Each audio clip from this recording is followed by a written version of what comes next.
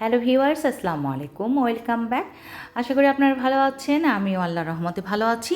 আজকে আমি আপনাদের সাথে শেয়ার করব চমৎকার একটি রেসিপি।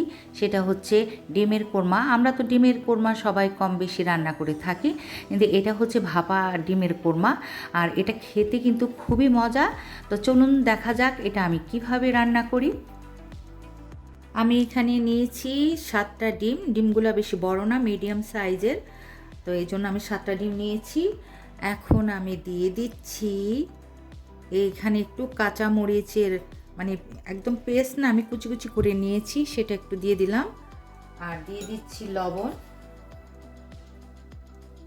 এই তো পরিমাণ মতো একটু লবণ দিয়ে দিলাম। এখন এটাকে আমি একটু ফেটে নিব।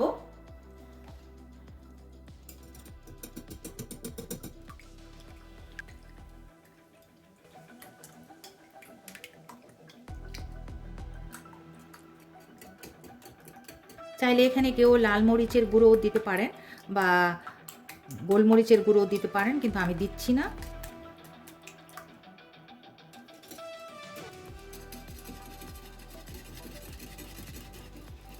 তো আমার ফ্যাটানো শেষ। এখন আমি যেটার মধ্যে আমি এটাকে ভাপ দিব সেটা নিয়ে আসছি।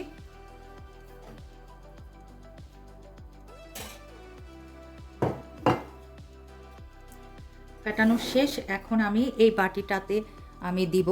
তো ওই বাটিটাকে আমি একটু তেল ব্রাশ করে নিয়েছি, আমি ঢেলে দিচ্ছি।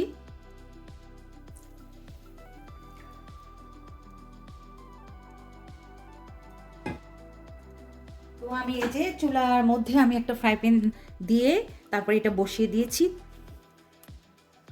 তো আমি এটাকে এই যে ফয়েল পেপার দিয়ে ঢেকে দিয়েছি যাতে ভিতরে পানিটা ঢুকে না যায়। আর এখন আমি এখানে দিয়ে দিচ্ছি গরম পানি।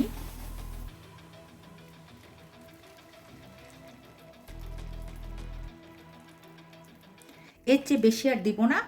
এই যে দেখেন, এই যে এটা এই যে ডুবে আছে, এই ডুবে থাক। বেশি দিলে কিন্তু আবার পানিটা ভিতরে চলে আসবে। তো আমি দিয়ে এখন এটাকে ঢেকে দিচ্ছি। আমি ঢেকে দিলাম। ফিরে আসবো 10 থেকে 12 মিনিটের মধ্যে। এর বেশি হলে কিন্তু ডিমটা হার্ড হয়ে যাবে, আর এটাই এনাফ। তো আমি ফিরে আসছি 10 থেকে 12 মিনিটের মধ্যে। তো হয়ে গেছে, ডিমটা জমে গেছে।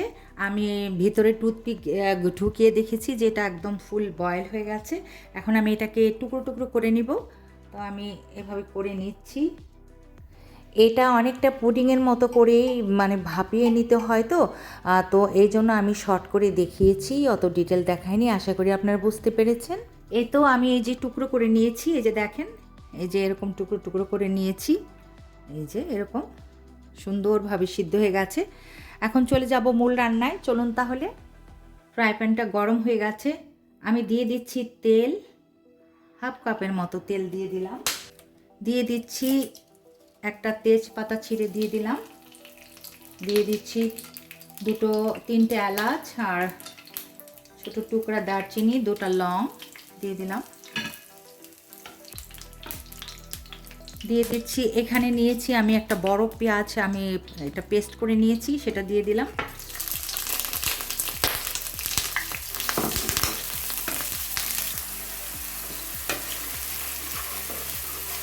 এটাকে একটু ভালো মতো আমি এটাকে ভেজে নিব কাঁচা গন্ধটা চলে যাওয়ার জন্য।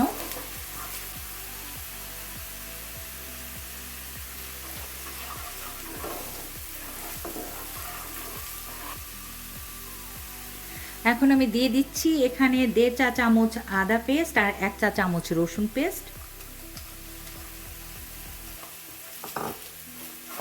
এটাকেও আমি ভেজে নিব।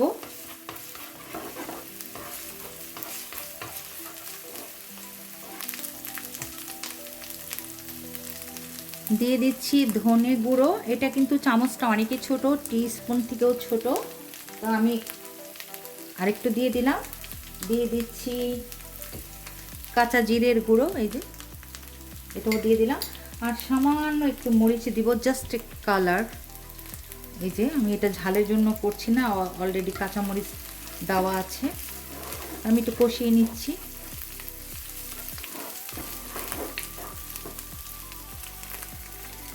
এখন আমি দিয়ে দিচ্ছি এই যে কোকোনাট মিল্ক।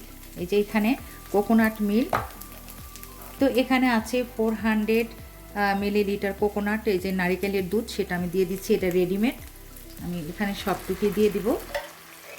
আমি এখানে সবটুকু নারকেলের দুধ একবারে দিয়ে দিলাম, পরে আমি একটু পানি ইউজ করব। আপনারা চাইলে কিন্তু অর্ধেক নারকেলের দুধ দিয়ে কষিয়ে যখন ডিমটা দিতেন তখন আবার দিতে পারবেন অর্ধেকটা। আমি দিয়েছি এই কারণে, যেহেতু এটা ক্যানের নারকেল, তো এটা যেন কেমন একটু চুন চুন লাগে, এই জন্য আমি সবটা দিয়ে একবার একটু কষিয়ে নিয়ে পরে আবার আমি একটু পানি ব্যবহার করেছি। আশা করি বুঝতে পেরেছেন। এখন আমি ডিমের টুকরোগুলো দিয়ে দিলাম, আর এর আগে কিন্তু আমি অফ ক্যামেরায় একটু লবণও দিয়ে দিয়েছি। আমি ভালো মতো নেড়ে চেড়ে নিচ্ছি। এটা দিয়ে আর বেশিক্ষণ রাখবো না, তাহলে ডিমটা হার্ড হয়ে যাবে। আমি অল্প একটু পানি দিব।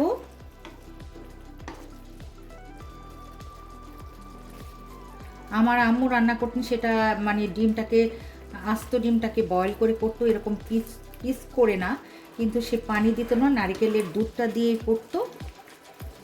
আর নারকেল দুধটা হাফ আগে দিত কষানোর জন্য, বাকি ডিম দেওয়ার পরে বাকি দিত। তা আমি একটু ডিফারেন্টভাবে করলাম, আমি অল্প একটু পানি দিয়ে দিচ্ছি। মানে আমার বাচ্চারা আবার একটু ডিমের ঝোলটা খেতে পছন্দ করে।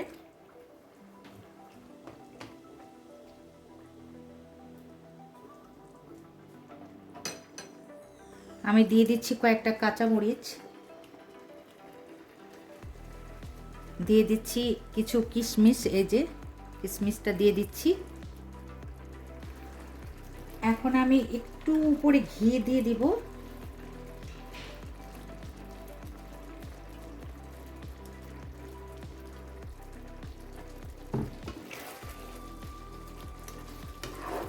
আর জালটা আমি একদম নিভু আঁচে রেখেছি। আমি অতটা তেল তুলবো না, কারণ তাহলে ঝোলটা একদম শুকিয়ে যাবে। এখন আমি দিয়ে দিচ্ছি, এখানে কিছু বেরেস্তা নিয়েছি, আর হাফ চা চামচের মতো আমি চিনি নিয়েছি, সেটা দিয়ে দিচ্ছি।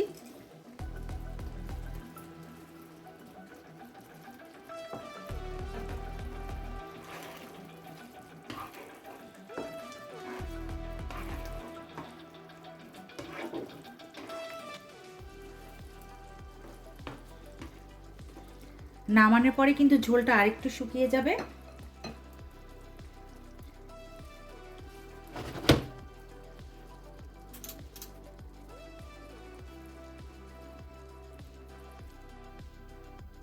তো তৈরি হয়ে গেল মজাদার ভাপা ডিমের কোরমা। আশা করি আপনাদের ভালো লেগেছে।